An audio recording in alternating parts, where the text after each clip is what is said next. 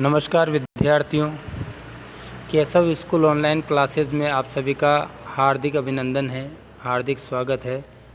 जैसा कि हम पाठ 1 का अध्ययन कर रहे थे, इसका पिछले वीडियो में हमने कवि परिचय भी हमने लिखा वीडियो के माध्यम से और एक शब्दार्थ भी लिखा। बहुत सारे विद्यार्थी इस ऑनलाइन क्लासेस से जुड़े हैं, उनका बहुत बहुत आभार है। जो नए बच्चे जुड़े हैं उनका भी बहुत बहुत आभार है। और आज हम इस भाग को आगे बढ़ाएंगे, पार्ट 1 को आगे बढ़ाएंगे, आगे पढ़ना शुरू करेंगे। तो आनंद के साथ इसको पढ़ें और अपने कॉपी में इसकी व्याख्या लिखेंगे, बाद में लिखेंगे। पहले इनको समझ ले, फिर इसके लिए मैं एक फ़ोटो भी सेंड करूंगा, वहाँ से भी आप व्याख्या लिख सकते हैं। और आप कैसे समझ में आ जाता है तो बिना देखे भी आप व्याख्या लिख सकते हैं। शुरुआत करते हैं। आनंद के साथ इनको संगीतमय तरीके से आनंद के साथ इनको पढ़ेंगे। मानसरोवर सुभर जल हंसा केली कराई, मुक्ता फल मुक्ता चुगे, अब उड़ी अनंत न जाए कबीरा, अब उड़ी अनंत न जाए। क्या कहना चाहते हैं कबीरदास जी इस दोहे के माध्यम से? इस दोहे के माध्यम से कबीरदास जी कहना चाहते हैं कि मानसरोवर सुभर जल, सुभर का तात्पर्य यहाँ पर है अच्छी भली प्रकार से भरा हुआ या अच्छी तरह से भरा हुआ। जो मानसरोवर का जो भरा हुआ जल है, हंसा केली कराई यानी हंसा यानी हंस, केली यानी क्रीड़ा या खेलना, कराई यानी करते हैं। यानी मानसरोवर का जो जल है उसमें, मानसरोवर में जो हंस हैं जिस तरह से वो खेलते हैं, क्रीड़ा करते हैं। मुक्ता फल मुक्ता चुगे, मुक्ता फल यानी होता है मोती, और मोती को चुगते हैं, स्वतंत्रतापूर्वक मोती को चुगते हैं आनंद के साथ। अब उड़ी अनंत न जाए, और अब उड़ करके वो दूसरी जगह नहीं जाना चाहते। अब उड़ी यानी अब उड़ी यानी उड़ करके, अनंत यानी अन्य स्थान पर, न जाए यानी नहीं जाना चाहते। तो कवि कबीरदास जी इस दोहे के माध्यम से कहना चाहते हैं कि कबीरदास जी ने यहाँ पर व्यक्ति की तुलना हंसों से करते हुए कहा है कि जिस प्रकार से मानसरोवर का जो जल है, उसमें भरा हुआ जल है, उसमें हंसा यानी हंस क्रीड़ाएँ करते हैं, खेलते हैं और स्वतंत्रतापूर्वक मोती चुगते हैं। अब उसको छोड़ करके अनंत नहीं जाना चाहते, यानी दूसरी जगह नहीं जाना चाहते। उसी प्रकार जो मनुष्य है वह भी इस संसार सागर में आकर के मोह माया में यानी माया जाल में बंध जाता है, और इसे ही संसार सागर कोई सच्चाई समझने लगता है। अर्थात क्या कहना चाहते हैं कबीरदास जी यहाँ पर कि मानसरोवर का जो अच्छी तरह से भरा हुआ जल है उसमें हंस क्रीड़ाएँ करते रहते हैं, स्वतंत्रतापूर्वक मोती चुगते हैं, अब उसको छोड़ करके दूसरी जगह नहीं जाना चाहते।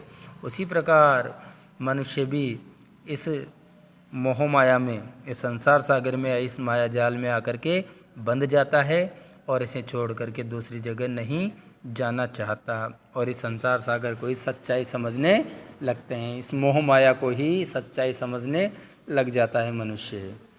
तो यहाँ पर हंसों की तुलना मनुष्य से की गई है।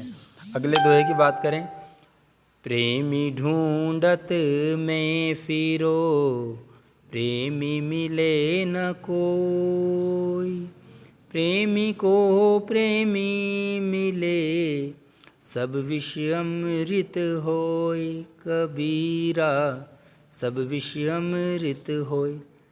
कबीर ने दोहे के माध्यम से कहना चाहते हैं कि कबीरदास जी कहते हैं कि मैं प्रेमी यानी ईश्वर के भक्त को, इस संसार में प्रेमी यानी ईश्वर को मैं ढूंढता फिर रहा हूँ, लेकिन ईश्वर के भक्त का मिलना बहुत कठिन है, बहुत मुश्किल है।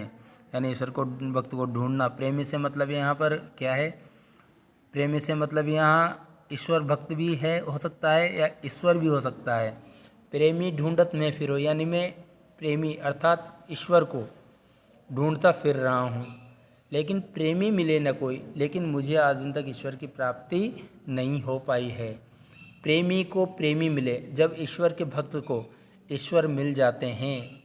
यहाँ देखो प्रेमी शब्द अलग अलग बार आया है। एक प्रेमी से तात्पर्य यहाँ पर ईश्वर के भक्त से हैं और एक प्रेमी से मतलब यहाँ पर ईश्वर से हैं।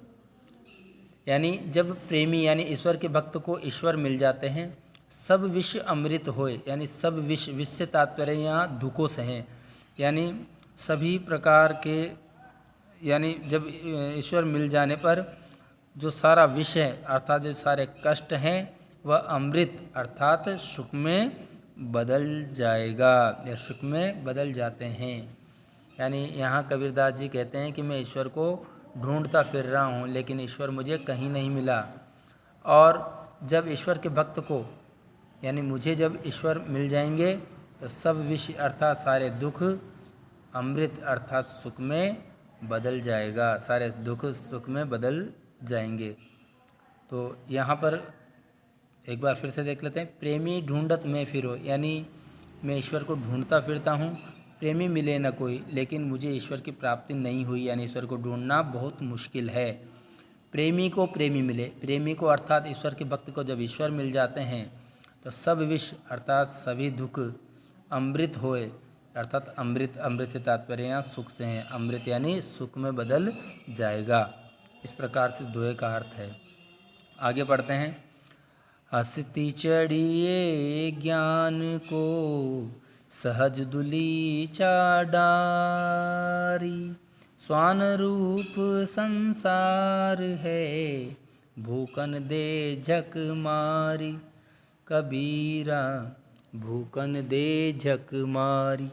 प्रस्तुत दोहे के माध्यम से कवि कबीरदास जी कहना चाहते हैं, हस्ती चढ़िए ज्ञान को, हस्ती का मतलब यहाँ है हाथी, चढ़िए यानी चढ़िए ज्ञान को, यानी ज्ञान रूपी मनुष्य को ज्ञान रूपी हाथी की सवारी करनी चाहिए।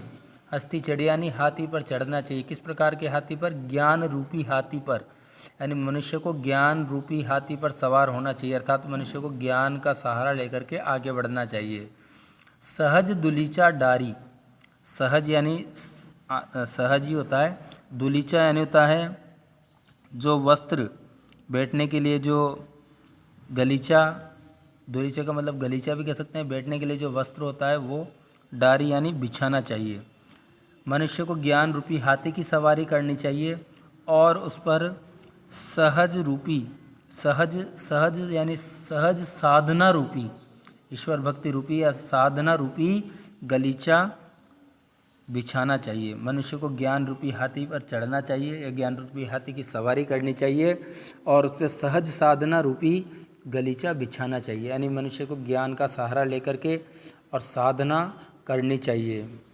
स्वान रूप संसार है, जिस प्रकार से हाथी चलता है तो कुत्ते भौंकते हैं, तो यहाँ पर कहा गया है कि संसार की तुलना कबीर ने यहाँ पर कुत्तों से की है और तुलना करते हुए कहा है कि वे आपके ऊपर भौंकते रहेंगे, यानी जिस प्रकार से हाथी चलता है तो कुत्ते भौंकते हैं, तो ज्ञान रूपी हाथी पर चढ़ करके जब हम सहज रूपी साधना का गलीचा यानी गलीचा बिछा करके हम आगे बढ़ेंगे तो स्वान रूप संसार है, यानी ये संसार कैसा है?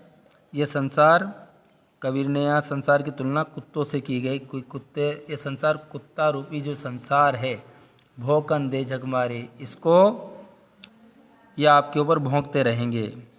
जिसे देख उन कुत्तों को देख करके, या संसार रूपी जो कुत्तों से तुलना की गई, संसार को अनदेखा करके आगे चलते रहना चाहिए। झक मारी यानी वो चुपचाप, एक दिन वे सब चुपचाप हो जाएंगे। मनुष्य को ज्ञान रूपी हाथी की सवारी करनी चाहिए, सहज साधन रूपी गलीचा बिछाना चाहिए और ये संसार जो कुत्ते रूपी जो संसार है ये आपके ऊपर भौंकेगा, तो इनको पर ध्यान, उनको अनदेखा करके आगे चलना चाहिए, एक दिन वह सब चुपचाप हो जाएंगे। तो हस्ती यानी होता है हाथी, चढ़े यानी चढ़ना चाहिए ज्ञान को, यानी ज्ञान रूपी हाथी पर। सहज दुलीचा डारी यानी उस पर सहज साधना रूपी गलीचा बिछाना चाहिए। स्वान रूप संसार है, ये संसार कुत्ते के रूप में है। भौंकन दे झक मारी, इनको भौंकते रहना चाहिए, भौंकते देना रहना चाहिए और एक न एक दिन सब चुपचाप हो जाएंगे।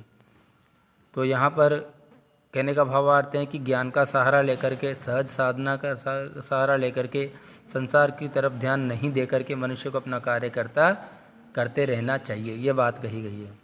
आगे है, पका पकी के कारणे सब जग रहा भूलान, निरपक होई के हरि भजे सोई संत समान, कबीरा सोई संत समान। पका फकी का मतलब होता है पक्ष और विपक्ष। कबीरदास जी यहाँ पर कहना चाहते हैं कि पक्ष और विपक्ष के कारण, ये जो शब्द आया है यहाँ पर पका पकी से तात्पर्य हम क्या लेंगे? यहाँ पर पका पकी का तात्पर्य अपने पास है यहाँ पर पक्ष और विपक्ष। ये पका पकी शब्द है, इसका मतलब है पक्ष और विपक्ष। यानी पक्ष और विपक्ष के कारण सारा संसार आपस में लड़ रहा है। सब जग रहा भूलान, और भूल भुलैया में पढ़ करके ईश्वर को भूल गया है। सब जग रहा यानी सारा संसार ही भूलान यानी भूल भुलैया में पढ़ करके ईश्वर को भूल गया है। पका पकी के कारण, पका पकी से मतलब क्या है यहाँ पर? पक्ष और विपक्ष के कारण। कोई तो कहता है हम हिंदू पक्ष के हैं, कोई कहता है मुस्लिम पक्ष के हैं, कोई कहता है हम सिख हैं, कोई कहता है हम ईसाई हैं। तो ये जो पक्ष और विपक्ष है, इसके कारण सारा संसार ही आपस में लड़ रहा है, और सब जग रहा भूलान, और सारा संसार इस भूल भुलैया में पढ़कर ईश्वर को भूल गया है। और आगे कहा है, निरपक होई के हरि भजे सोई संत भगवान। निरपक यानी निष्पक्ष, बिना किसी पक्ष का सहारा लिए हुए जो व्यक्ति निष्पक्ष होकर के प्रभु के भजन में लगा है, हरि भजे यानी हरि को भज रहा है, सोई संत समान, वही मनुष्य, सही अर्थों में मनुष्य कहने लायक है। जो मनुष्य इन सब पक्ष और विपक्ष को छोड़ करके निरपक हो, निरपक से मतलब यहाँ पर है निष्पक्ष। ये निरपक्ष शब्द आया है यहाँ पर। निरपक्ष से मतलब क्या लेंगे? निष्पक्ष यानी बिना किसी पक्ष का साथ दिए हुए निष्पक्ष होकर के जो हरि के भजन में लगा हुआ है, सोई संत समान, वही व्यक्ति मनुष्य कहलाने लायक है या संत व्यक्ति कहलाने लायक है, अन्यथा वो मनुष्य कहलाने लायक नहीं है। ऐसा तो सारा संसार ही कर रहा है। एक बार और देख लेते हैं, पका पकी के कारण है यानी पक्ष और कबीरदास जी, संत कवि कबीरदास जी कहते हैं कि पक्ष विपक्ष के कारण सारा संसार आपस में लड़ रहा है।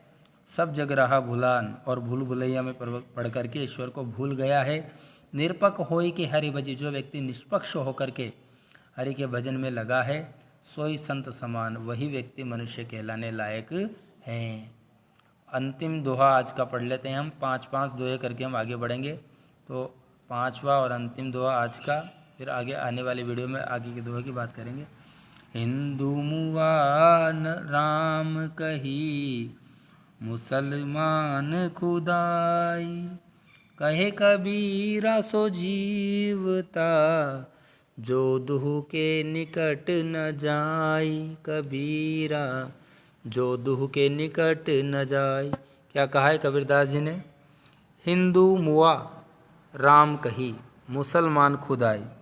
कबीरदास जी कहते हैं कि हिंदू राम राम कहते हुए और मुसलमान खुदा खुदा कहते मर जाते हैं। जाने कितने व्यक्ति संसार में जिन्होंने जन्म लिया है, अगर उसने हिंदू जाति में जन्म लिया है तो राम राम बजते बजते प्राण त्याग देता है, और मुसलमान खुदा खुदा कह करके प्राण त्याग देता है। मुआ यानी मर जाते हैं। हिंदू मुआ राम कही कही यानी हिंदू राम राम का भजन करते हुए और मुसलमान खुदा खुदा कहते हुए मुआ यानी मर जाते हैं। कहे कबीर सो जीवता, जो दुह के निकट न जाए। और कबीरदास जी कहते हैं कि हिंदू तो राम राम का भजन करते हुए और मुसलमान खुदा कहते कहते मर जाते हैं, इसमें कुछ भी हासिल नहीं होता। और आगे कहा है, कहे कबीर सो जीवता। वास्तव में कबीरदास जी कहते हैं वास्तव में वही व्यक्ति जीवित है जो दुह के निकट न जाए, जो दोनों की बातों से अपने आप को अलग रखता है। दुह यानी हिंदू और मुसलमान दोनों के निकट न जाए, यानी दोनों की बातों को अनदेखा करते हुए दोनों की बातों से अपने आप को अलग रखता है, वही व्यक्ति वही व्यक्ति जीवित है। हिंदू मुआ राम कही, यानी हिंदू संत कवि कबीरदास जी कहते हैं कि हिंदू राम राम का भजन करते हुए और मुसलमान खुदाए और मुसलमान खुदा खुदा कहते हुए मर जाते हैं, इससे कुछ भी हासिल नहीं हो पाता। कहे कबीर सो जीविता, कबीरदास जी कहते हैं कि संसार में वही व्यक्ति जीवित है जो दुह के निकट न जाए, जो दोनों के निकट नहीं जाता, यानी दोनों के पास नहीं जाता और दोनों की बातों से अपने आप को अलग रखता है, वही व्यक्ति जीवित व्यक्ति के समान है। तो ये आज हमने 5 साखियाँ कबीर की पढ़ी, तो इनकी सप्रसंग व्याख्या आज आप अपने रजिस्टर में नोट करेंगे और बहुत सुंदर सुंदर अक्षरों में लिख करके अपनी कॉपी को, अपने रजिस्टर को फ़ोटो अवश्य सेंड करेंगे ग्रुप में। आशा करता हूँ आज का वीडियो आपको पसंद आया होगा। आगे भी हम इसी तरह ऑनलाइन अध्ययन करते रहेंगे। आप बराबर अपनी भागीदारी देते रहें। धन्यवाद।